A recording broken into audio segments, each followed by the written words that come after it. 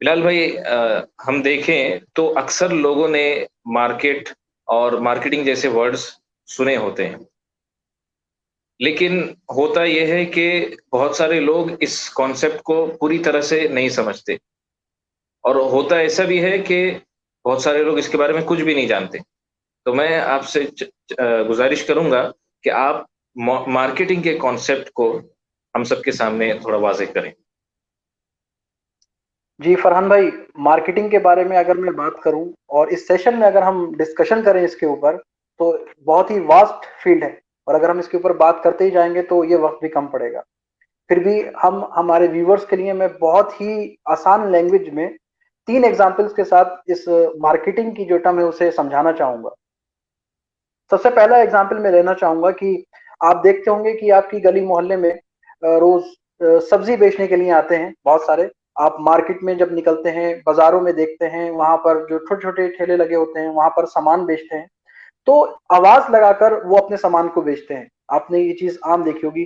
तो इससे होता क्या है, जब वो आपके गली मोहल्ले में आता है कोई भी शख्स कुछ भी सामान बेचने के लिए, तो जो लोग घरों के अंदर हैं मौजूद, उन तक वो आवाज पहुंचती है और लोगों को मालूम चल जाता है कि बाहर क्या चीज बिक रही है, और अगर उनको जरूरत है उस सामान की तो वहां से जाकर खरीद लेते हैं उससे जाकर। ठीक इसी तरह से अगर वो आवाज ना लगाए अपने सामान की, तो और इसी तरह से अगर वो गली से गुजर जाए, तो कोई उसे नोटिस नहीं करेगा, बल्कि वही लोग उसे देख पाएंगे जो कि उस गली उस एरिया में मौजूद हैं।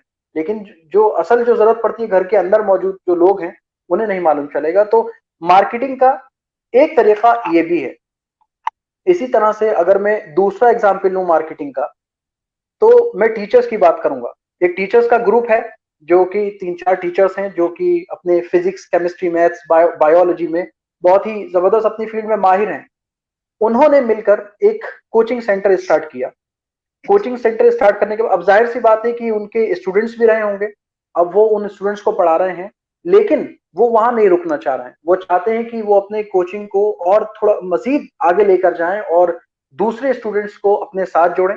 तो उसके लिए वो क्या करते हैं, वो पैम्फलेट्स प्रिंट करवाते हैं, पोस्टर्स लगवाते हैं, और जगह जगह न्यूज़पेपर में ऐड भी आते हैं। अगर आप देखते हैं, और ये भी देखा होगा कि आपने कि रिक्शा के थ्रू जो गलियों में ऐलान भी करवाया जाता है, अनाउंसमेंट करवाया जाता है। तो ये भी एक मार्केटिंग का एक लेवल है।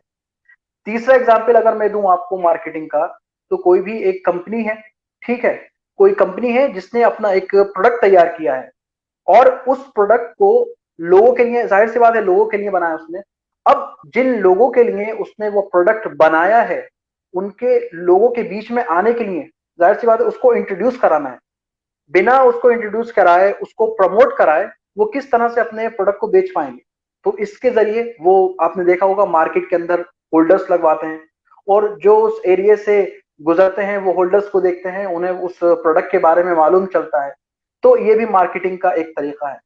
तो मार्केटिंग टर्म, अगर मैं इसके बारे में ज्यादा जितनी बात करता जाऊंगा कम है, लेकिन ये मुझे लगता है कि ये जो एग्जांपल्स थे तो हमारे व्यूअर्स को समझ में आ गया होगा कि मार्केटिंग टर्म किसे कहते हैं और क्या चीज है।